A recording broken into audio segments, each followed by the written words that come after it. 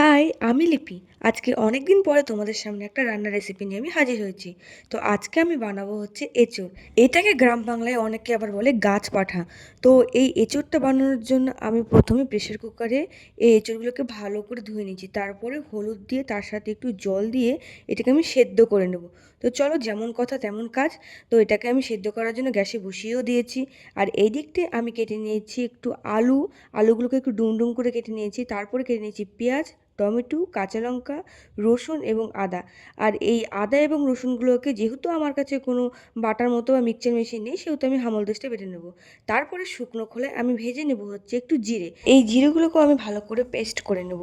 সমস্ত কিছু রেডি হয়ে যাওয়ার পরে আমি আবার সেই কড়াইয়ে আবার ঢেলে দেবো একটু পরিমাণ মতো তেল। আর সেই তেলের মধ্যে আমি দিয়ে দেবো শুকনো লঙ্কা, তেজপাতা এবং গোটা জিরে।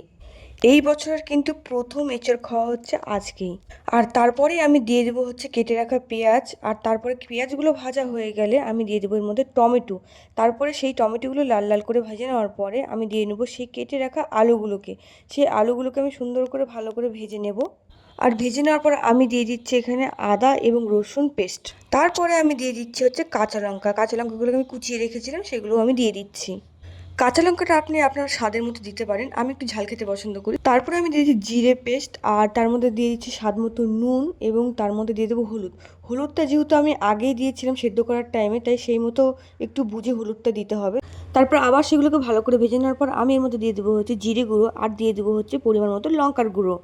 আর এই দিকটায় দেখো যে যে আমি এঁচড়গুলো সেদ্ধ করেছিলাম সেগুলো কতটা সফট হয়েছে, এগুলো আমি এখন এর মধ্যে দিয়ে দেবো। আর এরপরে এগুলোকে ভালো করে আবার ভেজে নেব। আর দিয়ে দেবো কিছুক্ষণ পর অল্প অল্প করে জল দেবো এবং একটু করে নেড়ে নেব।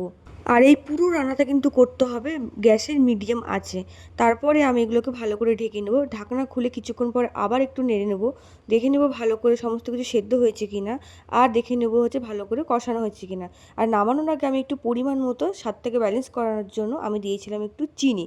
তারপরে আমি নামিয়ে নিয়েছিলাম। তো তৈরি হয়ে গেল না আমার এঁচোড় রান্না।